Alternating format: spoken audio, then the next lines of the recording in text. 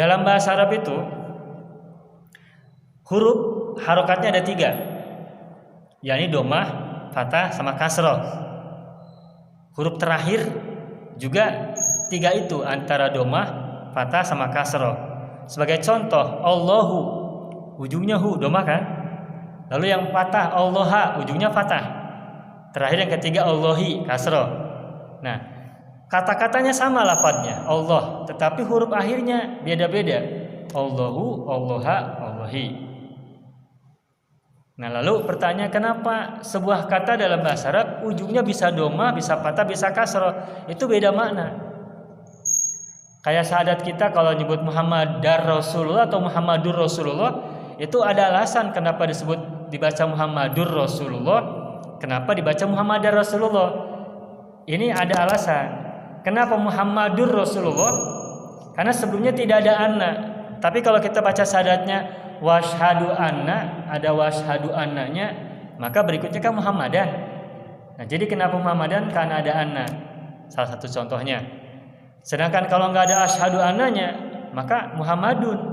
Makanya kalau kita nyebut la ilaha illallah Muhammadur Rasulullah. Tapi kalau ada asyhadunya, asyhadu alla ilaha illallahu wa asyhadu anna Muhammadar Rasulullah gitu. Nah, dalam bahasa Arab lalu ada pertanyaan, kenapa sebuah kata dalam bahasa Arab huruf terakhirnya ada domah, kadang-kala domah, kadang-kala fathah, kadang-kala kasroh. Nah, kita ingin coba rumuskan secara sederhana. Kapan sebuah kata dalam bahasa Arab huruf terakhirnya domah?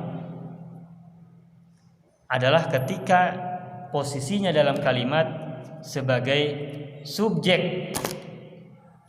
Allah menciptakan makhluk. Di situ Allah sebagai subjek atau sebagai bukan subjek? Subjek.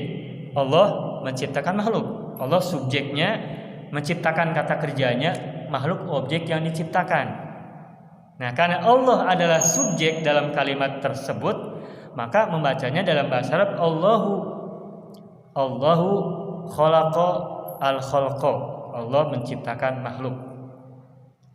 Nah, tetapi kalau Allahnya dalam kalimat itu merupakan objek, maka harokatnya berganti, tidak Allahu tapi menjadi Allaha. Contoh, manusia menyembah Allah. Siapa pelaku subjek dalam kalimat tersebut? Manusia. Manusia menyembah Allah, menyembah kata kerjanya. Allah sebagai objek dari penyembahan. Maka an-nasu ya'buduna Allaha. Allah hanya fathah. Kenapa fathah? Karena sebagai objek dalam kalimat tersebut posisinya.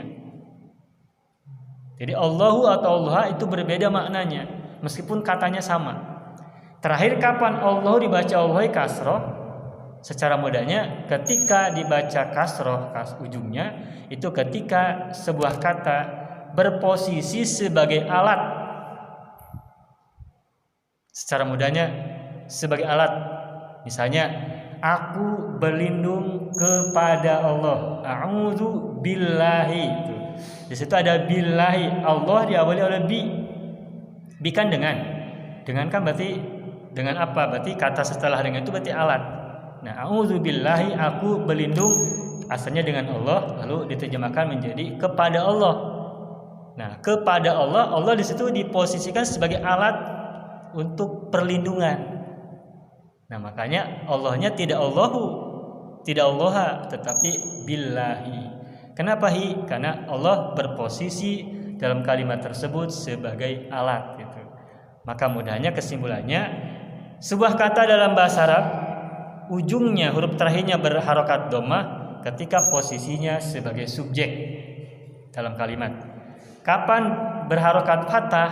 Ketika posisinya sebagai objek dalam kalimat.